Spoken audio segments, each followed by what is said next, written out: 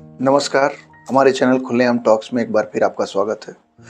दोस्तों, आज हम एक बात करने जा रहे हैं। अभी जस्ट पुणे की एक घटना है, जहाँ पे एक महिला ने अपने होने वाले पति को एक पहाड़ से धक्का देके नीचे गिरा दिया।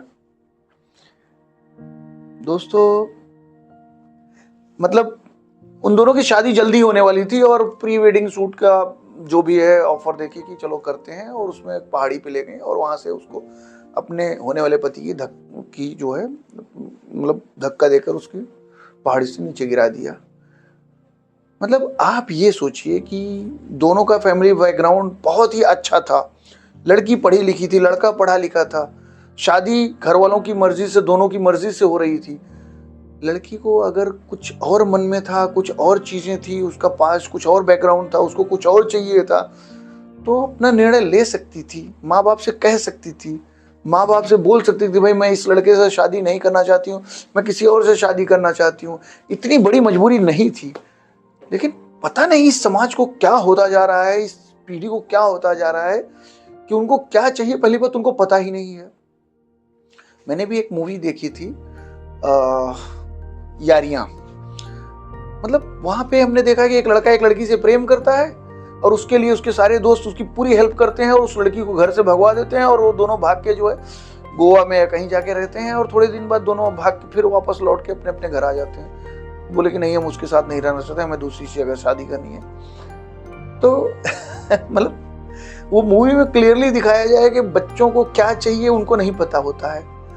माँ बाप कहीं ना कहीं एक उम्र हो गई है, मैच्योरिटी है, तो माँ बाप उनसे काफी ज्यादा समझदार होते हैं। पता नहीं क्यों बच्चे माँ बाप की भी नहीं सुनना चाहते हैं, अपनी खुद की भी नहीं सुनते। ऐसा नहीं है कि अपनी खुद की उन्होंने कोई डिसीजन लिया तो उसी पे टिके रहे। बहुत सारे लड़कियां हैं, लड़के हैं, आजकल घटनाएं हो रही हैं कि वो शादी कर रहे हैं, अपनी मर्जी से कर रहे हैं, फिर उसके बाद जो है पता लगा कि इस तरह की जो है अलग हो जा रहे हैं किसी कारणवश, और फिर उसके बाद पता लगा एक दूसरे के साथ एक होता है ना कि अहिंसात्मक रुख अपना ले रहे हैं। इस तरह की चीजें घटनाएं हो रही हैं। तो आप सोचिए कि कितना विकृत होता जा रहा है, कितना होता है ना कि समाज कौन सी दिशा में जा रहा है, और ये क्या पेरेंटिंग हो रही है, कैसे इन बच्चों को पाला पोसा जा रहा है, बढ़ाया जा रहा है कि ये इस तरह की हरकत कर रहे हैं कि अपनी एक खुशी के लिए किसी की हत्या कर दे रहे हैं, किसी की जान ले रहे हैं। यार वो भी किसी माँ का लाल है, वो एक पूरे परिवार की खुशी था, और आपने उसको खत्म कर दिया। और ऐसा नहीं है कि उसको खत्म करने के बाद आप सुकून में हो, आपको रिजल्ट भी नहीं पता था कि इसका रिजल्ट क्या होगा। भाई जिस चीज के लिए आपने किया, ऐसा नहीं है कि वो करने के बाद तुरंत आपको मिल जाएगी और आपका सब कुछ सेटल हो जाएगा। बट नहीं, आपको बस पता नहीं क्या है हो जा रहा है। तो कहीं ना कहीं इसमें पेरेंट्स भी बहुत दोषी हैं। आजकल लोग क्या करते हैं, व्यापार, बिजनेस, कमाई, पैसा, उसके चक्कर में बस आगे बढ़ते जाओ, आगे बढ़ते जाओ, आगे बढ़ते जाओ। आप पीछे जो आपके साथ है, जो आपके आसपास है, उनको ध्यान ही नहीं देते। आप अपने बच्चों को समय नहीं देते। आप देखते नहीं कि बच्चों के दिमाग में क्या चल रहा है, इनकी थॉट क्या है, इनके अंदर जो है किस तरह के विचार पनप रहे हैं, किस तरह की इनकी सोच हो रही है, किस तरह की इनकी जो है भावनाएं हो रही हैं, किस तरह की इनकी बातें हो रही हैं, आगे इनका जो है भविष्य की योजनाओं को लेकर क्या है, देश को लेकर क्या है। कभी इन सब चीजों पे आप बच्चों के ऊपर ध्यान नहीं दे रहे हैं, बात नहीं कर रहे हैं। बस आपको लगता है कि बच्चों को पैसा दे दिया, बच्चों को सारी जो है जो भी भौतिक सुख सुविधाएं वो दे दिया, तो आपने बहुत अच्छी पेरेंटिंग निभाई है। यार एक माँ बाप को अपने बच्चे को सही दिशा पे ले जाना, सही दिशा पे जो है उसको सही दिशा के लिए मार्गदर्शन करना और एक संस्कार उसके अंदर भरना, ये माँ बाप की जिम्मेदारी होती है। अगर आप जो है ना नहीं कर सकते हैं तो आप उतने बच्चे मत पैदा करो ना, आप कम पैदा करो। और कम पैदा करके या एक दो ही आपने पैदा किया और नहीं कर पा रहे तो मत पैदा करो ना भाई।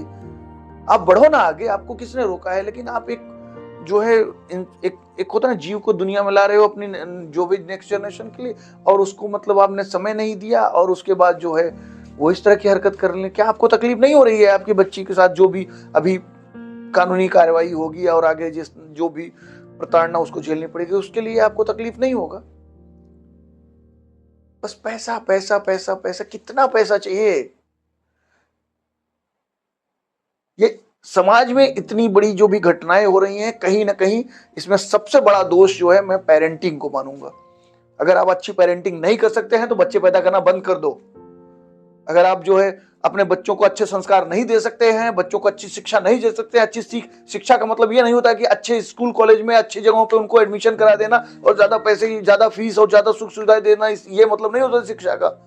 शिक्षा का मतलब होता है कि समाज में जीने लायक व्यवहार कैसे किस तरह की करनी है, किस तरह से लोगों से जो है उनको मिलना जुलना है, किस तरह से अपनी भावनाएं प्रकट करनी है, किस तरीके से जो है एक दूसरे की मदद करनी है, किस तरह से एक दूसरे के लिए जरूरतमंद बनना है, किस तरह से एक दूसरे के लिए जो है हेल्पफुल बनना है। शिक्षा का मतलब ये होता है। शिक्षा का मतलब ये नहीं होता है कि बस आगे बढ़ो, पैसा कमाओ, लूट लो, घर तिजोरी भर लो। इसका ये मतलब नहीं होता है कि इस शिक्षा से, इस एजुकेशन से या इस डिग्री से कितना ज्यादा आप पैसे बना सकते हो।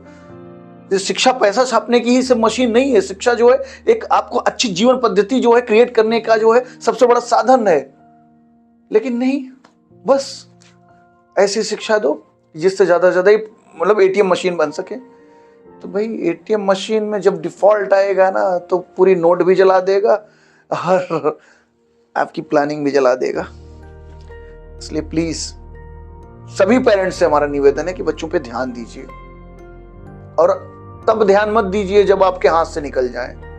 पैदा होने से लेकर बड़े होने तक उन पे ध्यान दीजिए, हमेशा उनका मार्गदर्शन कीजिए, उनके लिए एक टाइम स्लॉट फिक्स करिए, उनको दीजिए समय, और उनके लिए आप भी आदर्श बनिए। आप ये सोचते हैं कि नहीं हम बच्चों को अच्छा सिखाएंगे और हम जो है बुरे रहेंगे तो बच्चे अच्छे नहीं बनेंगे, उनके लिए आप भी आदर्श बनिए।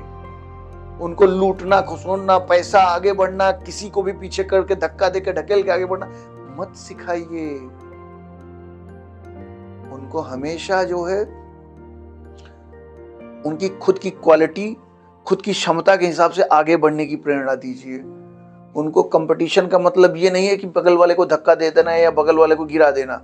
कंपटीशन का मतलब है कि बगल वाले से ज्यादा मेहनत करना। कंपटीशन का मतलब है कि बगल वाले से जो है ज्यादा जो है आपको समय देना, बगल वाले से ज्यादा जो है आपको उसमें घुसना, डीपली जाना, बगल वाले से ज्यादा अध्ययन करना, बगल वाले से ज्यादा जो है आपको क्रिएटिव होना, ज्यादा सोचना।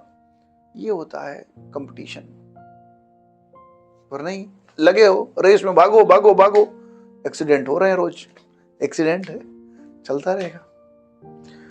बातें बुरी लगती होंगी बट यही सच है। मानना है मानो, नहीं मानना है मत मानो। धन्यवाद।